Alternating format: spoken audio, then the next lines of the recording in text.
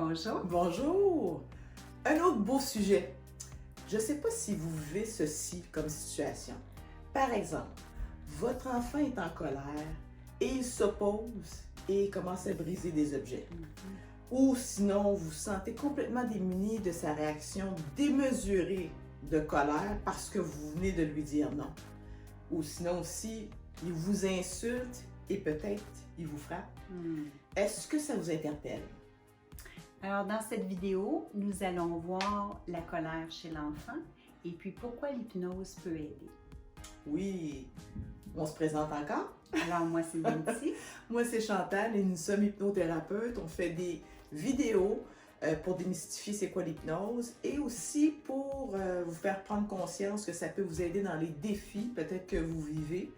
Et on fait ces capsules-là, on les dépose dans les pages Facebook et la chaîne YouTube. N'hésitez pas à aller cliquer sur la cloche dans la chaîne YouTube pour être notifié lorsqu'on dépose des nouvelles capsules.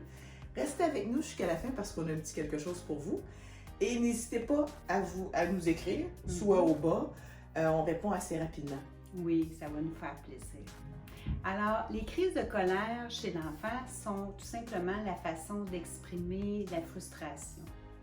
Il faut savoir que c'est simplement la partie visible, un peu comme un iceberg.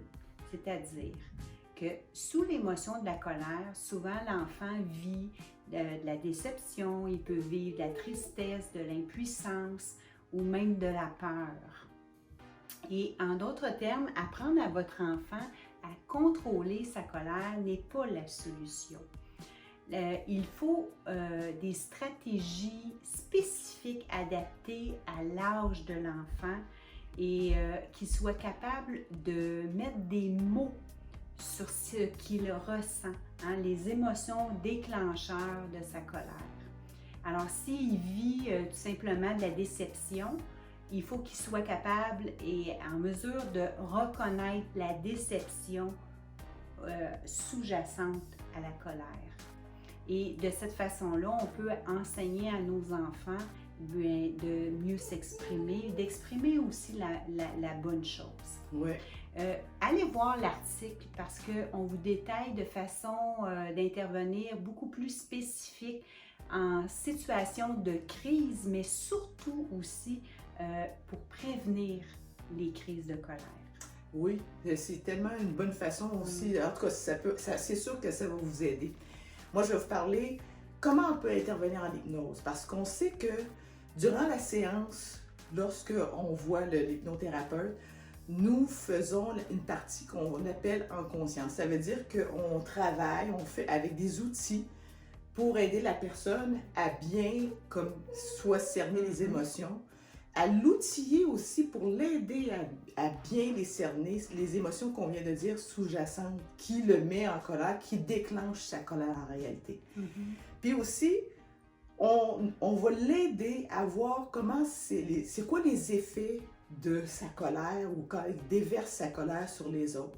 Puis ça aussi, ça peut être repris en hypnose parce qu'en hypnose, comme on le dit assez souvent, ça va chercher ou ça va puiser dans nos ressources.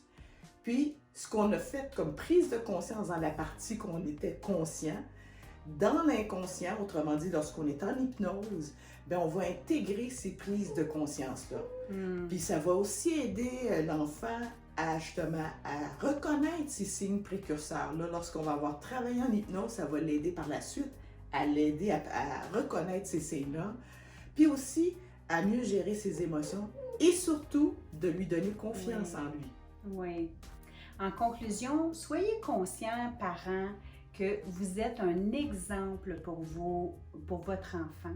Alors, si vous lui enseignez la façon de gérer la colère en le frappant, vous lui enseignez que lorsqu'il est en colère, il peut frapper.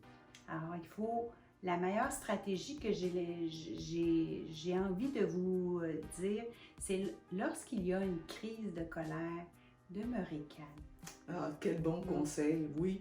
Puis n'hésitez pas, on a plein de stratégies, n'hésitez pas à nous appeler. Nancy est dans la région de Laval. Oui, et moi de Montréal. Puis comme on a dit tantôt dans le blog, c'est beaucoup plus détaillé, comme elle disait, les façons d'intervenir et de prévenir. Et aussi d'autres petits points qui vont vous éclairer aussi dans la façon de maintenant de voir avec un certain recul c'est quoi la colère chez l'enfant.